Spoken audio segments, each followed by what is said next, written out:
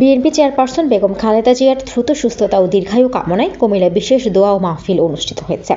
কেন্দ্রীয় কর্মসূচির অংশ হিসেবে কুমিল্লা ৬ আসনের বিএনপি মনোনীত প্রার্থী মনিরুল হক চৌধুরীর উদ্যোগে এই দোয়া অনুষ্ঠানের আয়োজন করেন কুমিল্লা মহানগর জেলা বিএনপি। গত ২৮ নভেম্বর শুক্রবার জুমার নামাজের পর নগরীর কান্দিরপাড় কেন্দ্রীয় জামে মসজিদে এই দোয়া অনুষ্ঠিত হয়। দোয়া পরিচালনা করেন মসজিদের খতিব মাওলানা কাজী ইব্রাহিম আল কাদরি। তিনি এ সময় দেশনেত্রী বেগম খালেদা জিয়ার শারীরিক সুস্থতা ও দ্রুত আরোগ্য, দীর্ঘায়ু এবং দেশের শান্তি সমৃদ্ধির জন্য প্রার্থনা করেন।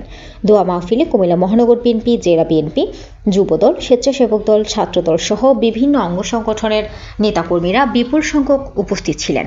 নেতাকর্মীরা বলেন, দেশনেত্রী বেগম খালেদা জিয়া শুধু একটি রাজনৈতিক দলের নেত্রী নন, তিনি দেশের গণতান্ত্রিক আন্দোলনের প্রতীক। তার সুস্থতা দেশের মানুষের প্রত্যাশার অংশ। অনুষ্ঠান শেষে মুসল্লিদের মাঝে তাবারক বিতরণ করা হয়। দোয়া মাহফিলেও উপস্থিত ছিলেন কুমিল্লা বিএনপি সহ সাংগঠনিক সম্পাদক কুমিল্লা অঞ্চল মোস্তাক মিয়া, কুমিল্লা সিটি কর্পোরেশনের সাবেক মেয়র মনিরুল হক সাক্কু, কুমিল্লা মহানগর বিএনপি সভাপতি উদ্বাতুল বাড়ি আবু, দক্ষিণ জেলা বিএনপি সাধারণ সম্পাদক আশিকুর রহমান মাহমুদ ওয়াসিম, দক্ষিণ জেলা কৃষক দলের আহ্বায়ক মোস্তফা জামান, জেলা বিএনপির যুগ্ম আহ্বায়ক নজরুল ইসলাম ভূঁইয়া স্বপন, সদর দক্ষিণ উপজেলা বিএনপি সভাপতি অ্যাডভোকেট আক্তার হোসেন, স্বেচ্ছাসেবক দলের যুগ্ম আহ্বায়ক আতিক সেলিম রোবেল, কুমিল্লা দক্ষিণ জেলা ছাত্রদলের সাবেক সাধারণ সম্পাদক তোফায়েল আহমেদ সহ বিএনপির অঙ্গ ও সহযোগী সংগঠনের অন্যান্য নেতাকর্মীরা।